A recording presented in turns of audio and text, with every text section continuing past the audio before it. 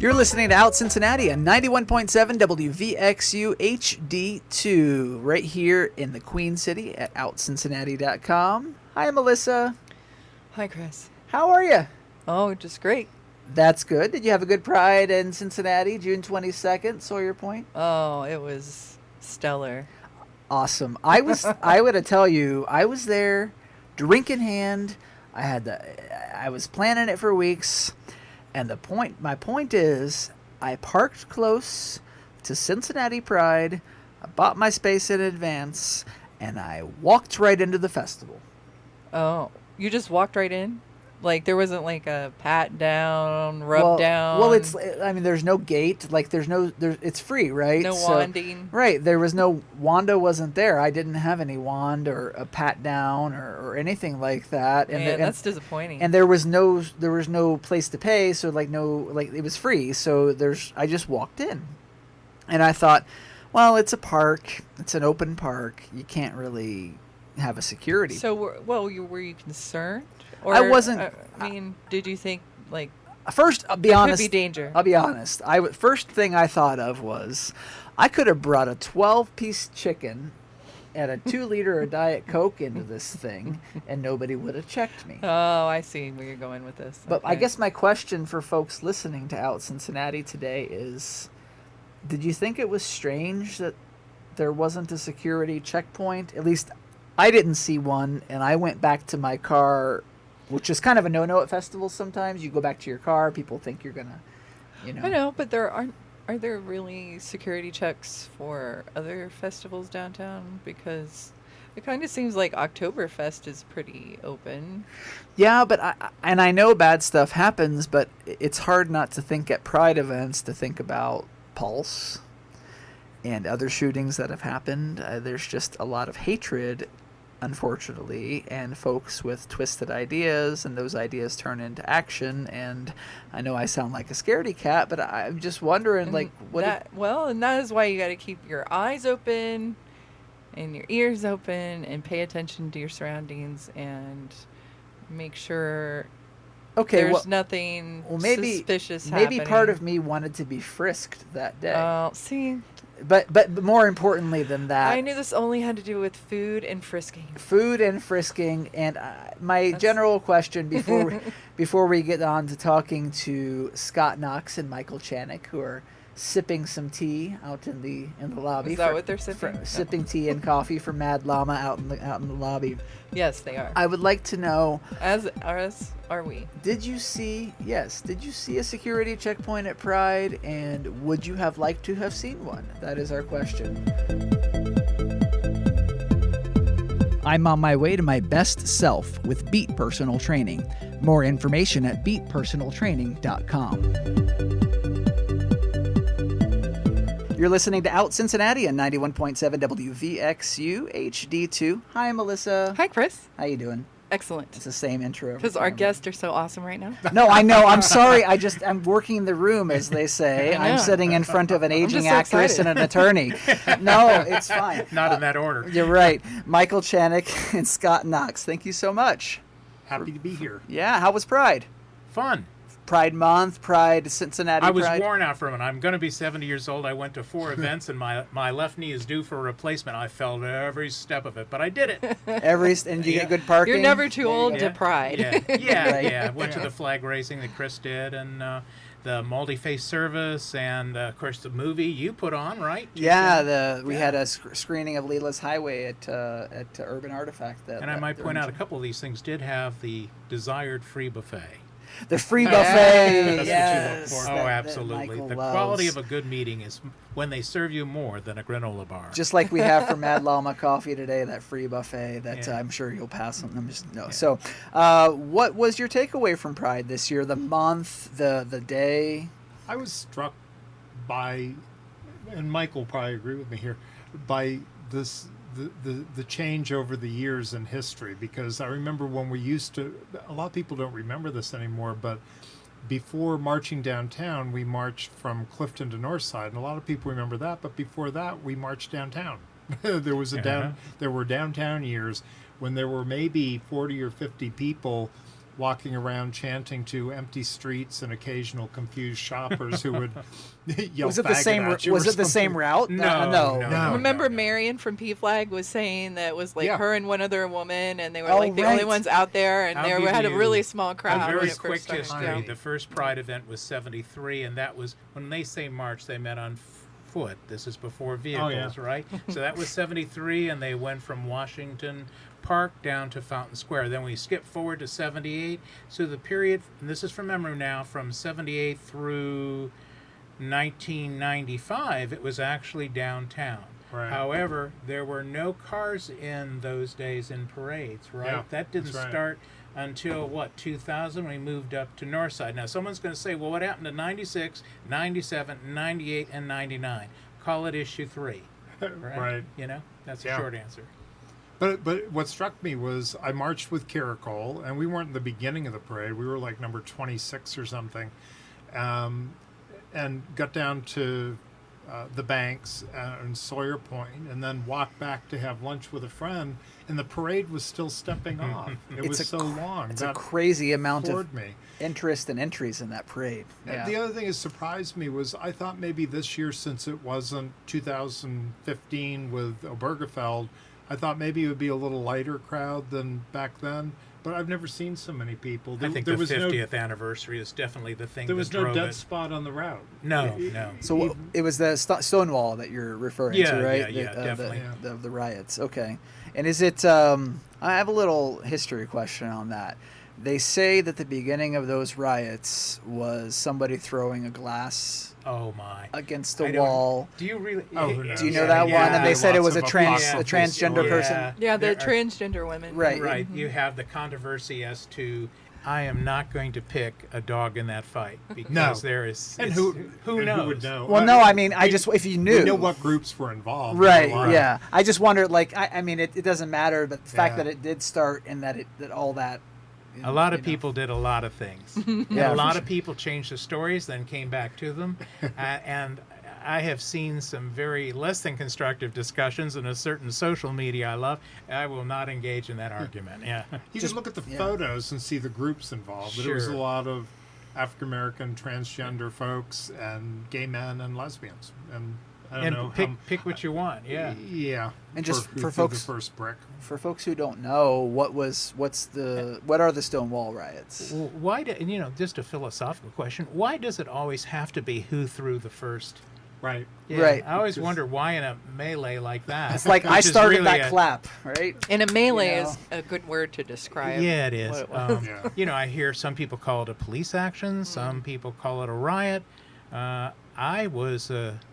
That's 1969. I had just been beginning my junior year at Kent State. I didn't know about Stonewall until about 1976 when the problems with Anita Bryant popped up. We didn't have Right. that communication then. No. I lived in New Jersey at the time, and I didn't really know that was going on. There was no Twitter? No, No. no Twitter. In fact, that's pretty typical of people Right. my age band. We didn't know about it. The coverage was pretty much limited to the city Right. of New York. So how did it get out of? I mean, did it get out at all, or was it I don't think national the press, news? from the historical accounts I've seen, the press wasn't really all that interested in covering it except in a very demeaning way. Exactly. I'd say that's fair. And it wasn't considered much of a, it was just those f***s acting out. So is why that there's some confusion on the actual goings-on that happened that evening? Well, these days people would be more engaged. They wouldn't have time to throw a brick. They'd be on their cell phones. Maybe Oh, does that something gonna I shouldn't have record said? you could throw your cell phone. My cell phone is a brick, right? No, Yeah. that's true. So is Bottom line is, Yeah. the quick version is, in those days, particularly during political campaign seasons, the police were known to raid area homosexual bars, rough people up, walk in, swing the baton around, maybe arrest a few people. Well, that's kind of the genesis of this. And, there's all sorts of speculation, mafia, other forces, even incling the speculation of Judy Garland's recent death had I stirred always the gay thought community. That was a way of demeaning the I action. think so. a Yeah, little I bit? agree, I yeah. wondered. Yeah. Yeah. It's, You how know, is that that somehow we just live for these, It wasn't figures about in the civil rights, it was about Judy Garland. I got so celluloid. mad Barbara It's all didn't sing about my the, song. the silver Right. screen. Yeah. Right? So is I always like to look at Pride as kind of a month and then a concept after. It's a feeling that goes all year round. How do you maintain the momentum? I don't think it goes anywhere. I know you keep asking where does it go after Pride, and I don't buy that narrative, Chris. I feel that Pride, as I see Cincinnati today, and God bless him, Worley Rodehaver, before he passed on, a local journalist, he had counted 550 groups in the 3-state area before he died 5 years ago.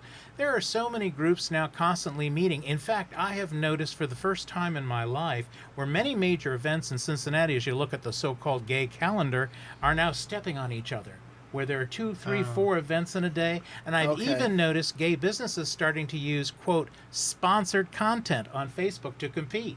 Where heretofore you would never have seen that. Oh, you can see that it's sponsored, right? Yeah, So it kind of yeah. looks like, Yeah. We never did that before, so it's gotten very competitive. No, I like that because I mean I try to keep the Pride. I'm talking about momentum. Like I feel so empowered in June. Like I want to put my colors on and go everything. out there and I guess I do that in January. you do it now. You're doing it right now. We're doing it right now. How do you- People are listening right. are doing My it hope right is now. always that people will channel it into the election season. Oh, and yeah. get people in office that'll battle the taking away of our rights. And you're still involved, before I forget, a plug for equality, right? You're still involved in equality as far as the group of people that puts the candidates? Yeah, the PAC. The PAC Right. is still in existence, and we vet candidates and figure out who's endorsable. It should be interesting this year because there's only 2 people on city council that can run again. So there's going to be 7 open seats, and there's going to be a great crowd of people running for those 7 seats. Oh, I'm sure that's gonna fire up. Yeah. Yes, it so we're will. going to have a lot of interviews, I'm sure. So where do people find information about that if they're interested? On the internet, if they just Google Equality Cincinnati PAC, they'll find a website. I don't know if it goes. There's on kind of Facebook dormant. too. Yeah. And Facebook, Yeah. yeah. It comes up all the time. Every year around we always go through this drill about, well, I don't know who to vote, So here it is. The beauty of it is we've always had these little voter cards, that are wallet size, and I always remember some among us here will remember Bobby Stern, and she was a city council person, and she told me that once she was out and was asking for votes and asked someone she ran into, can I count on your vote? And the person took out her wallet and pulled out the endorsement card and said, I'm not sure. Let me see if you're on the endorsement card. Oh, So my. it is powerful because people throw it in their wallet. And so many people, especially with judges, I've found. Yeah, because they're not marked as to political affiliation, are they? Yeah, they're not marked D or R. I found myself in the booth Googling issues. Absolutely. Exactly. Yeah. And that kind of thing. So I almost I love it. It's kind of like a cheat sheet. It is. No, it makes perfect sense because because you get nervous too, right? I'm going to do the whole. But right when it comes to judges in particular, you want to know what party they're from and what their history is, and hey, I've gone through that research when I have a absentee ballot. That's one of the reasons I often vote absentee, so I have the time. A lot of to people do the say research. that that's what they do now. Yeah, to get the is- research in. Okay, so yeah. you can sit on the dining room table Yep. and Take say as long Yeah. as you want. as Yep. long as you need. And plus yeah. call people, such as Scott or others. There's a bunch of people in the political scene that are gay that can tell you these things. Say, Right. yeah, what's on the card this year, Scott? No, I'm just kidding. I usually send out kind of an email blast. And initially I thought, well, is this arrogant to do this? Because people are going to say, well, who the hell are you to say Right. who I should vote for? But I really found people appreciate it because especially as a lawyer, people figure you have an ear to the ground more and you've done the research. And I got a lot of thank you backs from people saying, oh, thanks for giving me a list. Always used them. In my career as a retired journalist now, Yeah. we always ran that stuff because people didn't know. And people don't want to mess with the research. And if they, Scott Knox, I mean, And not where like I can, that, I'll but, put in a blurb about each Yeah. one to say, not just vote for this person because I said to, but vote for this person. Here's why. a few Right. features they have that make them vote, that make them worthy. So, Michael, let me ask. I want to ask, and I'll use myself as an example. I have a part-time job, and I have a part-time job in the state of Kentucky. Could I be fired for being gay? You know, just a thing. It is still June. This may air in July, but it amazed me. I saw a study that came out recently, and many things. Studies are like, you can count the stars in the heavens with studies. For sure. But one I read was kind of concerning, and it pointed out that a significant proportion of GLBTQ folks thought that they had certain protections that they, in fact, don't have. And that's one of the reasons I came in today, and I was so glad that Scott would be here, because it is very concerning not to know where you stand and what the impact of the 64 Act, the Civil Rights Act is, what are at-will states, and all that kind of fun stuff. So where do you want to start? Yeah. Well, I think what people need to know is that the fundamental rule is you're not protected if you're fired. And most people assume, they hear that discrimination's illegal, and that's not true. Absolutely. Certain types of discrimination, enumerated types of discrimination. It's are nuanced. illegal. You know what it is? Yeah. At 62 years old, I still have my Pollyanna attitude that most people are fair.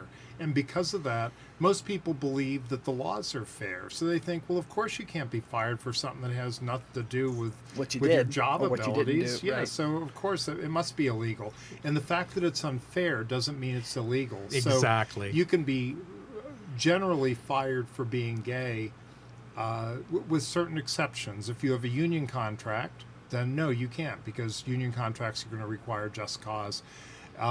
If you have a federal government job, you may have some recourse because you have extra rights because of that, because it's government action. Right. But if you're working at McDonald's and you get fired because you're gay, you're going to have a hard battle. Sure you are.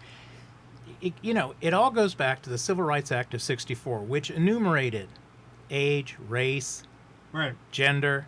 It didn't say sexual orientation. Right. So now the EEOC, there's been some cases coming out for both transgender people and for gay people, saying that that is arguably illegal, but it's EEOC decisions. They're suggestive for what a court would do, but they're not binding on federal Equal court. Employment Opportunities Commission for Yeah. the uninitiated.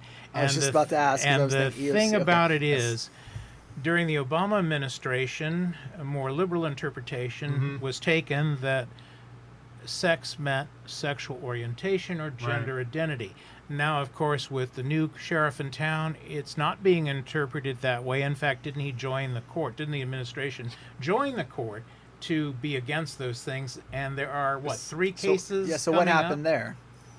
before the Supreme Court? It's kind of interesting because Trump's Justice Department is actually arguing against their own EEOC Stands, decisions, which I've never seen before. It's crazy. It's like upside down and sideways. What's always killed me about the issue is that protecting people from being fired based on sexual orientation is a fundamental conservative value. And the reason is the work ethic. The fundamental conservatism should certainly be in favor of the work ethic. Right. You work hard, you get ahead. And there shouldn't be a footnote saying, If you you're- work hard, you get ahead, unless you're gay or transgender. Yeah. And then Because there's a lot of folks that work hard, get ahead, have 7 3/4 kids, and that's it. But then you And what infuriates me is it's the gift that keeps on giving. If you lose your job because you're gay, and you were doing a good job, what do you tell your next employer when you're applying for that job, and they say, "Why aren't you working there anymore?" Do you lie and do you leave it off your resume? do you say I screwed up? Or say you screw up, Right. or say, "Oh, I got fired because I'm gay," in which case maybe they don't hire you because you're gay. So then we have one more person who can't find a job and is going to be on the public dole when they're perfectly willing and ready and able to work. I met with Shabbat years ago about that. Steve, the congressman. Congressman years ago, because we were trying to get him, I know this is tilting at windmills, but we were trying to get him to be supportive of a federal non-discrimination law. And that's exactly the argument I presented to him is, in what conservative world does that benefit anyone to have someone who's ready, willing, and able to work fired for something that has nothing to do with their job? Yeah. And be forced to sit I home and know, take. I know take Rob the check. Portman's been better on some of those issues Oh, because because his of his son is son, gay. yeah. right? It's his son, yeah. That I guess I'm being infuriated because that It's is really okay. me too. Because I Turning thought, colors, yeah. oh, my ox gored? Really? I care now. Okay. Yeah, calm down. You have dinner reservations after this. But this devil of a thing is now there are 3 cases coming up before the Supreme Court this fall that touch on this whole tension between sexual orientation and sex. Yeah. And God only knows. Any predictions? With the Supreme Court, that's hard to predict. Yeah. The argument is that sexual orientation should be covered because it's sex discrimination. It's based on this Price Waterhouse case where a woman was too mannish for her bosses, so she wasn't being promoted, and the Supreme Court said that was sex discrimination because she wasn't fitting the sexual stereotype of the dainty woman she was supposed to be. Yeah. Okay. That applies directly to sexual orientation and to transgender status. You're being discriminated against because you're not meeting a stereotype your boss has for you. Right. And there's use that kind of that's thinking anyone who's different at work can be fired. I mean, it's subjective too. It's well, like those just things then touch. You have the state laws, which are the so-called at will. You want to explain at will? I think you sort of did. Yeah, at will is what Ohio and most states are, that you can be fired for any reason. You're an employee at will. You can be fired for any reason that's not illegal discrimination. At the So will long of as the employer. so long as it isn't And based on religion and those so-called touchstones of Right. Then how do you prove anything that's on the Well- books that you got fired because of Oh, your sometimes it's obvious. Oh, If, okay. if they only fired out of a group of people, if they only fired people above 70 years old. Or, Sure. Okay. So you can read it in sometimes. So this is the reason if you want to piece this whole thing, you've got federal, you have state. Yeah, and And local. And local, We do yeah. have a local ordinance in Cincinnati, the Human Rights Ordinance, which was hard fought to get in. And a lot of people think it's useless because there's never been a case filed under it. But I've used it many times to get people their job back, or more often to get a severance package for someone. So if someone's fired because they're gay within the city limits of Cincinnati, it gives you a tool to go to the employer and say, this is illegal, and we'll file on it if you don't. Usually people don't want to go back to work Sure. where they're hated. So what they Right. want usually is a severance package. And part of that, which is critical, is an agreed to severance letter saying, we love this guy, he did a great Right. job. A recommendation Absolutely, as because then you can get that next job. So what we usually go for is money and A letter. and a letter. So, this brings up the piece of why was it that certain companies, way ahead of any federal, state, or local legislation, include sexual orientation in their non-discrimination policy? You're a P&G guy. What do you think? Yeah, Well, what do you happened think? in Why do you 1992? think? Why do you think activists, and they're not talking about Mike Chanek. There are plenty of people throughout this country. P&G was one of the first, but actually, I think AT&T was a lot earlier. So P&G was in the top tier. But how do you affect change when all the laws are against you? You do whatever you can. Yeah. So you. Right, I was going to yeah. say, so if you don't have recourse within the law, you have other recourse going through your Well, when you're social working- channels and yeah, business sure. channels. So how'd you do it? Did you make That just gets make a enough math noise? from You're- me. Right. Actually, Because it's policy when at that in point. those Right. days it was all said and done for P&G, it ultimately really was a business decision because first of all, as time marched on, more and more of the college campuses and vendors that they dealt with had a requirement of non-discrimination, which many nonprofit colleges certainly do have. Many for-profit enterprises do Right. now. They had to write a letter of compliance to do business with certain vendors and certain campuses that they were not discriminating against all the categories. So that was taking time and money. The other thing is, there's nothing like selling to a group of people you can't claim in your non-discrimination policy. Right. Right. Because And that happened, right? That yeah. is exactly what happened, and that was the driver. And that was my point at the work at P&G, and I'm sure others in other companies had similar points that eventually drove some of these changes. So in a lot of ways, that regardless of the, once a company, I'll tell you one thing about how corporations are a little different than the federal or the legislative thing. Once a policy is changed at a major corporation, those things are not reversed. You never hear of an AT&T or a P&G saying, "Oh, sorry, we messed up on that gay issue." Oh no. Well, No. and I was going to say, it's interesting with social media now and how powerful that is a voice for people to boycott things or share information about things that are discriminatory, and they can say, hey, these people are doing this. I think that just makes the social pressure so harsh on these companies and immediate, that they and they don't. I mean, is there a choice? I mean, can you? Well, be, God bless the millennials. you know? How often will you hear somebody say, "God bless the millennials" in my age band? Right. But the truth of it is, the research indicates that millennials, unlike us old folks, we wanted value and we wanted quality. We didn't care so much about the social values of the corporations we did business with in the 50s or 60s. Young people today expect corporations to not only be a good price and a good quality product, they're also expecting that the corporation share their social values of equality. And, P&G and every other corporation who's smart recognizes that it sells product. There's a reason for those ads for Trans Man and Gillette. Yes. And the latest one that they put out during Pride Week for Pantene.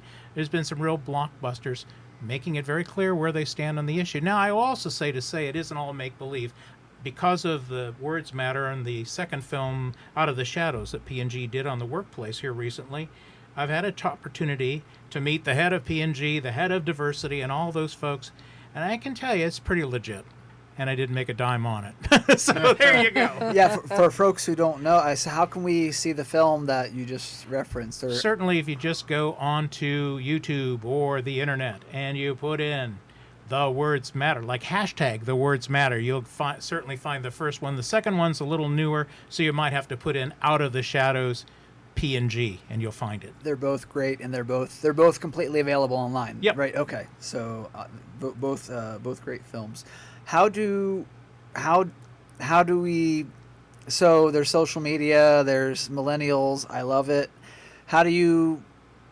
If you don't go to the voting booth, how do you effectuate change? I mean, I know you can vote, but like, do you go on Facebook, make a group? Do you invite friends? Do an event? Yeah, I think even beyond voting, that's to me, a bare minimum of what you do. I mean, what you do is you not only vote, you find out who the candidates are, and you get 15 friends to vote for them too and tell them why.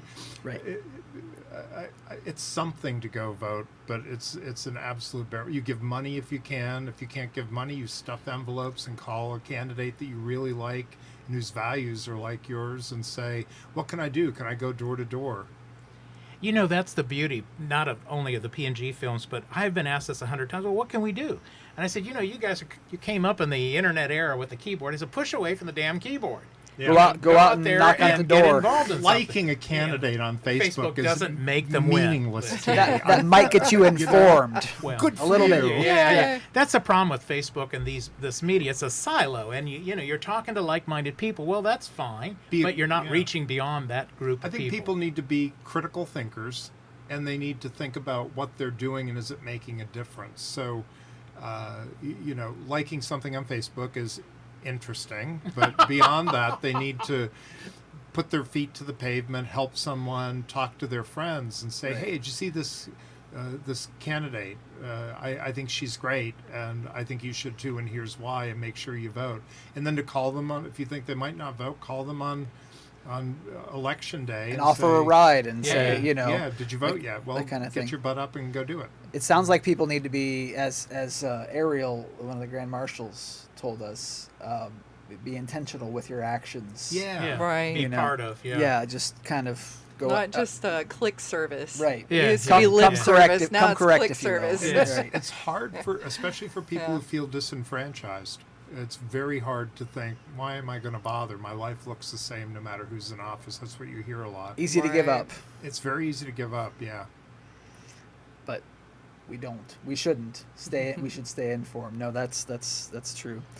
thank you guys for being here, Scott and Always Michael. fun. Yeah. It was great. And for more info on the Words Matter and everything Michael's involved with at outcincinnati.com. I might say that Scott is in the second Out of the Shadows, so he is now a starlet. My 30 seconds of fame. Oh, He's, no, he he's was following great. following the Goose's, debut what do you on the call it? silver screen, yes. Thank you so much. You're listening to Out Cincinnati on 91.7 WVXU HD2. You're listening to Out Cincinnati on Radio Artifact 91.7 WVXU. You know Kiiara from her debut song, Gold, and her hits Messy and Heavy, and her new song, Open My Mouth, is out now. Hello. Hey. It's nice to be with you. Oh, it's nice to be here. How was Pride, like in Cincinnati? It was amazing. I'm so grateful to be able to perform at Pride and everything. It's amazing. I had so much fun. The crowd was like huge, and yeah. I mean, it was beautiful. It's so sunny. It is. Like, it's a perfect day. Yeah, I mean, how was your day in Cincinnati? What did you like do before the show? I took a nap in the car on the way to get lunch, I feel and then I woke up all groggy, and then I got ready. So like, it's kind of just the typical running around. No, I feel you. I wanted to. I looked at the video for your new song. It is just totally sick. Thank you. The wardrobe with Cowan, the designer, you worked with him. So like, was everything in that video from him? Or? Yes. Okay, so he talk even about that. took the shirt literally off his back and was dressing the audience, like in the fashion show scene. Okay. So yeah, he did the whole thing. They were his designs and everything, even down to the shoes. So the shoes I wore were one of a kind. And the shirt, what was the shirt? The shirt was from his fashion show. Okay. It was like the dipped in sequins, the hoodie. Yeah. Right. And that's, so that has to be, like, to have that kind of a talent, like, here, wear this. Yeah, and he's incredible. And it was so comfy, and he just gets it. Like, I don't even have to say anything. This is the third video he's done of mine. He did Whip In, Complicated, and now Open My Mouth. And so it's just like, it just happens. It flows so nicely. So, like, I want to know how you just... I heard an interview where you just kind of moved out to LA and got started, and where the word I think is workhorse. I mean, you get out there. I mean, what was that like to leave the Midwest? And it was exciting. It was like super fun. My friend moved me out to LA, and he took me to sessions, and we wrote a lot and recorded, and he just slowly introduced me to people he knew. So I made friends through him, and just taught me so much about writing and everything. So you went out there and like just kind of you had your... Yeah, Gold was already out, so right. he was out for a couple weeks. So it was time to get out there. Yeah, and then we just kind of just did our own thing. It's kind of all a blur. Like, looking back, I'm like, how was I not freaked out? Like, I was just like going with it. It was fun. And you said like that your new song is, exploring the relationship you have with yourself, and like, talk about the importance of mental health and your point of view on that. On Out Cincinnati, we talk to a lot of people about, just checking up on friends, seeing how you're doing, Yeah, I think it's always good to reach out and just see, like, hey, what's up? What you doing? Because you never know, like, that. Even when my friends do that to me, it brightens, like, my day. Like, it's like, oh my God, someone cares. Like, it's super nice. But I think mental health and self-care is so important. And I've been working with a therapist for 10 years, the same one. And he's helped me so much, because sometimes I lose focus, and he just can like divert it back and like be like, no. So totally. I think it's like something you're never done with. Like, I feel like I'm going to be in therapy forever, because it's something I struggle with every day, is like anxiety and all of that. And it tumbles into depression and tumbles back to anxiety. It's just like a weird case of it, I know that's I really appreciate that as someone who gets anxiety on the daily. I think seeing a therapist, and people think, if I see a therapist, as soon as I walk in the door, I'm like crazy. Oh no. And I ask mine. I ask every therapist I've seen, because I've seen a couple, and I still go back to the one I've seen for 10 years. And I'm like, I ask them, I'm like, am I crazy? And they're like, no. And I'm like, are you sure? And like, I question them, and they're like, no, like, you're good. Like, and I was like, okay. And you go back next week, am I crazy yet? Yeah. I'm like, are you really sure? Like, what about on year 11? Yeah, no, like, yeah. Now, how do you, like, seriously, how do you text a friend and say, hey, I was thinking about you. How do you deal with that friend if they're saying, what's wrong with you? I'm okay. I mean, how do you, because, you know, like if you have a bunch of buddies, a bunch of macho guys together, I mean, I think of my friends, what are you thinking about, Chris? I'm fine. I guess you just have to push through and ask the question. Yeah, I mean, a lot of my friends, we're very, like, in tune with our emotions and Beautiful. stuff. And That's awesome. So we are like, oh my goodness, I'm going through it, blah, blah, blah. And we're so open with each other. But I also have a really, really small friend group. So, like, we're all so close. Is that how you, like, handle friends? Like, not handle friends, but is it, like, better for you to have a couple really close folks? I think so. Or than, else like, I get 30, hurt. like, oh, yeah. I'm too sensitive sometimes. Yeah. I'm too nice. No, I feel that. And I feel like friendships take work. Yeah. And, like, nobody has the time for 30 real friendships. Acquaintances. Yeah, Right. I feel like there's a fine line. No, totally. What advice would you give someone, more than advice, what roadblock that you didn't expect as you know, in your career did you encounter? And tie that in with just general advice. I would say patience is something that you will learn along the way, and it's something that I learned when I worked with Linkin Park. You know, Mike, Chester, Brad, all of the guys really taught me that, like, you know, just to enjoy the moment, basically. You know, just have fun. Just go out there and do your thing, live in the moment, mess up, who cares? You're doing this because you love this. Like, we're all doing this because we love this. And so I think, like, persistence and patience, right? Yeah, okay. I think that's the roadblock, is like, you get frustrated and you're like, I want it now, but you gotta ignore that roadblock and just be like, no, enjoy this day. Because it's sometimes totally. like, I look back and I regret a lot because I wasn't enjoying the moment. And so now I have that insight. So I want people to know that, like, right, like you have to. It's just like at Pride, you know, when you performed at Cincinnati Pride, you're in there in the moment and thankful for that moment. Yeah. You know, that's really cool. Like, how do you talked? I heard you talking about how to get yourself kind of in the moment before you perform, where you'd have to maybe go out and get air or something, or do some kind of a, you know, what song is the hardest? Like, what's been a song where you've had to collect yourself, or what part of your performance is where you want to, like, take a second? I would have to say now, heavy. Okay. Like, when I sing heavy, I have to take a moment, but it's also very therapeutic for me because,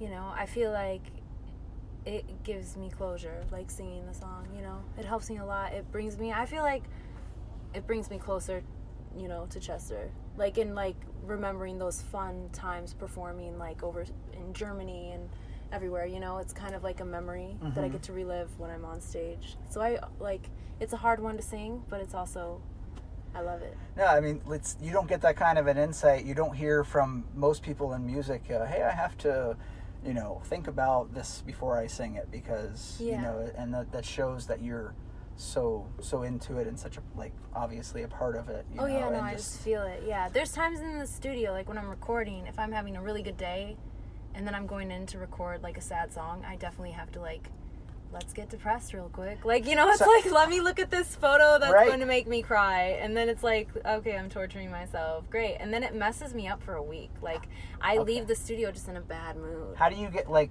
And how do I get out of it? I don't know. Or how do you get into it? Like, you say, let's go get depressed. I mean, that sounds strange. But, like, you just look at a sad SPCA commercial, right? Like, Sarah McLachlan kind of stuff. Yeah, pick a fight with someone. No, right? And then you say, or just, I'm going to go to the restaurant that I hate and get bad service, and then I'll just be in a bad... No, but I also, like, it's really cool now. Like, this is a new thing. I feel like in studios they have, like, hue lights. So you can change the color, so based off your mood. So that helps, too, for the, like, whole atmosphere. But definitely we have to I definitely have to, like, put myself in that, like, moment. Can you record a happy song and a sad song on the same day? Or, I mean, happy and sad, or, you know, I think so. We might take a break, like, let's go get something to eat, or I'm gonna go talk to my therapist. I've definitely done that, where I'm like, I need an hour really quick, I have to talk to my therapist, and I go sit in the car, you know, and then I come back. So I definitely, like, I mean... What can we expect from the rest of your new record? I would say just the new record shows a lot of growth from the low-key Savage era to now. So a lot of blending of genres again, which, like, because I read about that. I was going to ask how you know, if that's what we can, because I was trying to think the genre. What's it going to sound like? I don't even right. know. We're still picking songs, like we haven't Oh, really? finalized Okay. completely, but because I'm still in the studio recording like all the time. But I think for fans, some it might be a big jump, but some who've come to the shows and have like grown with me and heard some of the unreleased songs I perform and stuff will be able to, like, you know, like see it. That's just I don't know how to explain it, but I'm just like, when you see a concert related to an album, you get a connection, and then that's why it's so cool to see live music, because when you hear that record back, you're like, oh, I was there, and I get that kind of a deep understanding. Okay. Yeah. So, what's the last thing you fangirl over? I fangirl over. Just in what general. Do you mean? The like one thing? anything. Anything? Like, well, oh my God, that's amazing, or I got a new song, or anything, like, you know.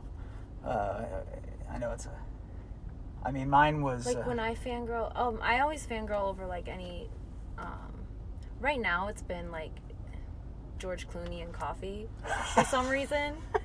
Like those What Else commercials from Nespresso? Yeah, they're really funny. I went on YouTube and watched a few, but then I also fangirl over like Mission Impossible, like random stuff. I'm like, I'm going to this movie even though I haven't been to the theater in like a year. Like that was like probably the first movie I saw after taking a big break from seeing movies. What's the last film you saw in the theater? Was it the Mission Impossible? No, I saw Aladdin. Oh, what'd you think? I think it was Aladdin or John Wick. Oh, okay. But Aladdin was beautiful. It was amazing. I had a friend of mine say, and since we were just at Cincinnati Pride, he said the whole movie he kept his shirt on. I could not. You're like, I left. Yeah, I know. It was just. No, it was so beautiful. It was so sweet. I'm like, oh. Not that he was looking for that, but no, that's funny. Yeah. Hey, thank you so much for joining us, No, Kiiara. thank you. It was great. You're listening to Out Cincinnati on 91.7 WVXU HD2.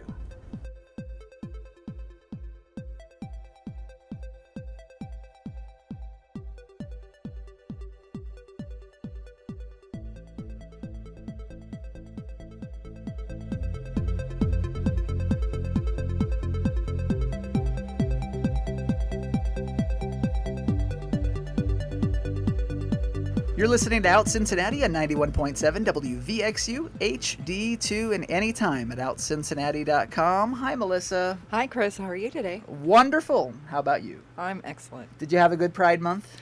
Yes. And we're into July, and in front of us is Brian Wylie, husband, dog lover. That's like my favorite part.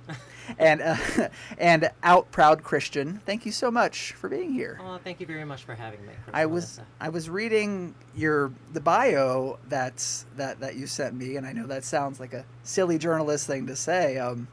I want to say from Frankfort, Kentucky, right? Yes. So what was it like growing up in Frankfort? Very conservative. Very boring. Because I've never been. Have you been there to Frankfort? Yes. Okay, I never have. I have family that's from Kentucky. It is a beautiful town. It's the capital. A lot of people usually think it's either Louisville or Lexington. Oh no, it's Frankfort. Mm-hmm. Definitely is. But it was just very conservative. There was a chapter of the KKK about 20 minutes down the road from me, so that was always in the back of my head a little bit. Right. Yeah. So you talk about the perfect picture of the American family with Yes. a golden retriever. You know, how do you transfer that growing up there to 2019, where you're married, you have a dog? Obviously there's a version of that American dream, Sure. that picture with an LGBTQ family. Sure. So how have you seen that?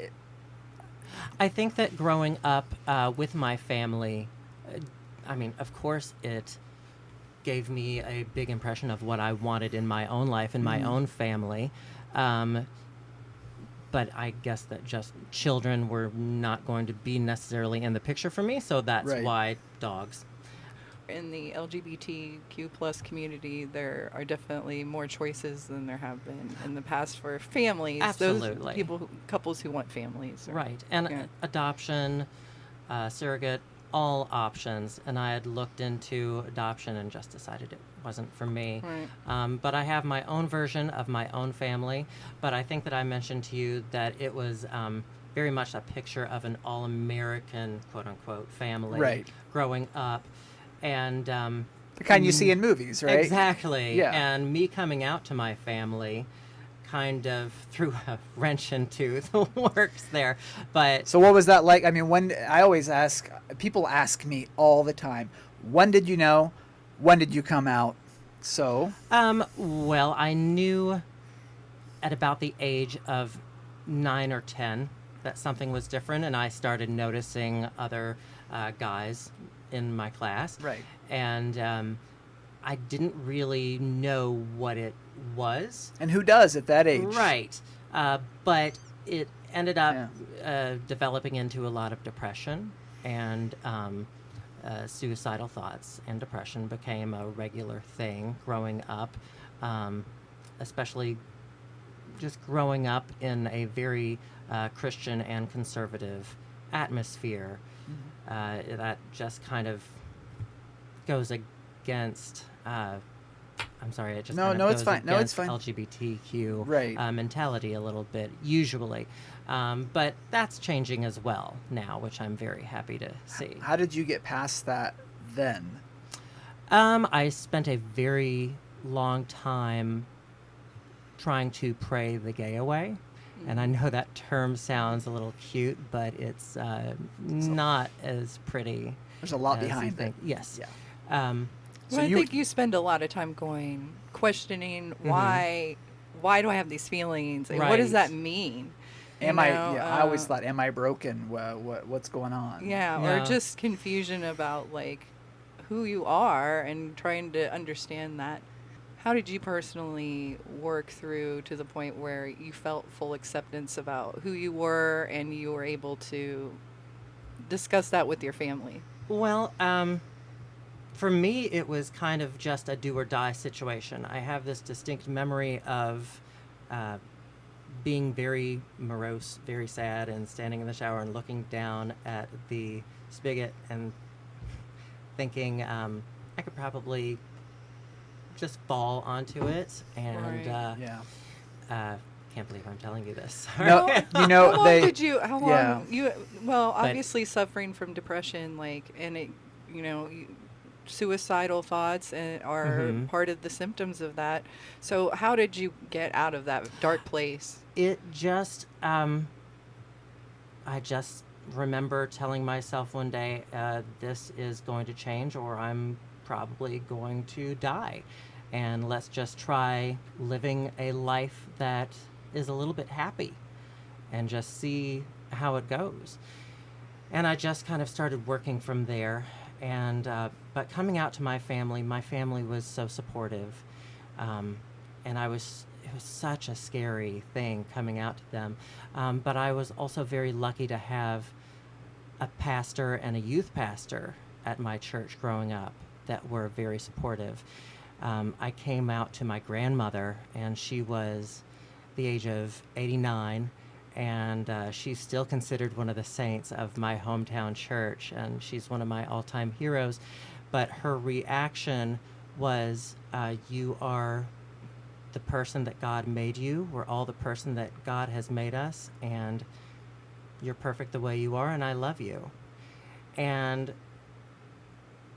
coming from her, that was just the ultimate validation. That was Right. kind of the last one that I needed. As long as Grandma said it was okay, then I'm good. And and she's a saint from the. I mean, that's what a nod. That is a Yeah. cool Well, thing. and I think a lot of people feel that way. It's important to have their family support. Just like when we talk to the folks from PFLAG, and that's what their organization does, is to try to help families Right. As a whole work within that context with their family member and try to understand each other, I guess. Right.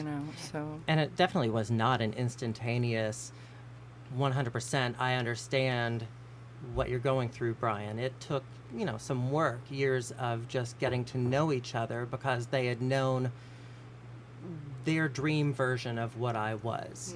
And they just had to learn who I am as a real person, just flesh and blood. So how did your faith work into that process? It's been an interesting journey being a gay Christian. Because how long were you away from the church, right? I was. Something happened with my hometown church, and I stopped going to church for, well over 10 years, and was scared to go back to any church as a regular member. And then we moved into a house in Florence, and there just happened to be a Disciples of Christ church down the road from us, just about 5 minutes, and that's the type of church that I was raised in. And so I figured, well, they're usually pretty liberal. I'll give it a chance. Right. And Can't hurt. I was sweating in the car in the parking lot. I have like marks in my dash of fingernails. I was so scared going in there that they were going to like sniff me out like, oh, he's one of those. And just to think I got told years ago, relax, it's church. Yeah. You know? But they opened me with, they welcomed me with open arms. Florence Christian Church did. And one thing, just from my personal experience, not that I feel damned walking into a church, but it's hard not to watch eyes and watch glares and looks, and even if they're not there, do you just, obviously, you just hold your head high and know you're loved, but I guess what's your advice for me? If I walked back into a church, how do I not feel like, well, crap, I'm already going to hell and I haven't even gotten my coffee yet? Because coffee's the first thing that needs to happen. Well, I'm just thinking of those. I'm trying to modernize it with the modern churches, with the coffee shop. You know. No, I find that this will sound simple and cheesy, but Best advice is, right? a smile Yeah. goes a very long way. Let good thoughts be your sword and shield. And try not to pass judgment on others before they pass judgment on you, because as soon as you feel awkward about yourself, if you present yourself in an awkward way, they're probably going to pick up on that. Right. And Your receptors might think you're already right. Yeah. You're already setting their expectations right. for them. Okay. What is? I appreciate that, because I think you never know what the attitude is anywhere, and it can matter from neighborhood to neighborhood, church to church. So, what is the name of your current church? Florence Christian Church. And how are they doing outreach to the LGBTQ community beyond the LGB and beyond? Well, we are still a growing church. We have an LGBTQ Bible study and prayer group. Awesome. And that's been regular since I've been there. Do you lead it, or? I do help to lead it. Oh, nice. It's Okay. been kind of a back and forth on Okay. who leads it, who leads the study, or who organizes the meetings, and what have you. But we are working on becoming open and affirming is the term. And open and affirming means that the church would officially, on paper, be open and affirming and welcoming to LGBTQ plus members. That makes me think, are there church bylaws that? Well, they usually have some kind of doctrine or some kind of... okay. Well, and Disciples of Christ is a little bit different. For example, a Catholic church, there might be an ordinance, or there might be a national standard, and there kind of isn't that in Disciples of Christ, because it's left to the individual church's decision on where they stand on different issues. I think that as long as you have love in your heart, and just follow the teachings of Jesus, which is love. Right. It is. Bottom line, love. If you need one keyword, love. Right. Yeah. Are the Bible studies, are those open to the public, or if people would like to attend, how would they go about Getting more info. getting more information or participating? Right now they have not been. Right now it's been a somewhat closed group for the church, just so that we can get up and running ourselves. If there was more interest in the church, I would personally be very interested in doing some outreach and being open to others coming in who might need a little bit of spiritual healing. If I went to a Bible study and I said, "Well, I'm always been told I'm going to hell," how do you answer that simple question? Because for some people, they can't get past, I can look at that Bible verse all day long, and I'm not saying that, challenge you. It's like, I can look at that all day long, and you could tell me the translation was this and that and the other thing, but, Father Bob on Sunday told me I was screwed, Well, thank you, Father Bob, for your view on the Bible. Well, Father Bob doesn't exist, by the way. It's okay. just a story. Right. But my church, and I'm sorry, I use that term loosely because I cannot speak for every single member of my church, but from conversations that I've had with the pastoral staff, it's not a sin. John 3:16 is probably the most quoted verse in the Bible, and it says that He so loved the world that He gave His only begotten Son. It said the whole world. It didn't say just straights, just whites, just blacks, cisgenders, just yeah. anything. Right. I want to ask you, because there's something in of course, I'm talking about the bio again, but I need to know about your theater background. Okay. What's your favorite show that you were in? Or that's a hard question. Ooh. Oh, no, not at you all. know? It's Okay. just that I don't have a single one. I love... And sorry for the abrupt subject change. Oh, no, you're was fine. Just like... I absolutely love Falsettos by William Finn. Nice. I don't know if you know that one. I'm writing it down. I'm going to have to look It's it up. a wonderful story.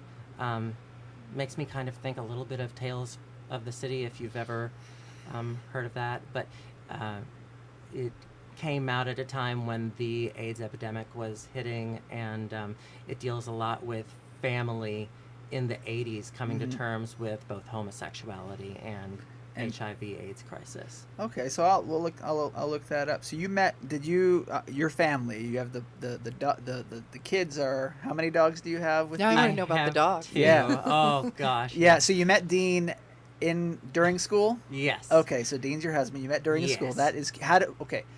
I'm full of cuteness. How did you meet? And then tell us about the dogs. So, I was a student at NKU's theater program, and Dean was in the theater program, but was not a student. Was he a TA? No. Okay. I was he thinking my was. own time as He a was TA. not faculty, but he was staff. Oh, okay. Oh. And so we just started noticing each other from afar, and then just eventually we shared a kiss, and the rest has been history. Oh, And that is romance in where the theater. Yeah. I love it. That is a really cool place. So with the dogs, what are the Yes. names? So Benji and Sam. No. Yeah. What kind of dogs are they? They are loved. Oh. They are rescue babies. Oh. So we can't be 100% sure, but we did a little DNA test for each of them. Oh, Oh yeah, that's right. Because They I'm have those. I'm a crazy dog daddy. Aw. And Sam is mostly Chow. Oh. And I don't know if you've ever seen the movie Mean Girls, but he's Oh, very much the Regina absolutely. George. That's so fetch. Stop trying to make fetch happen. I had to. So can we get like a candid picture of the dogs put on our Facebook page? Oh gosh, yes, please. Okay, for folks. So check out you can check out outcincinnati.com at our Facebook.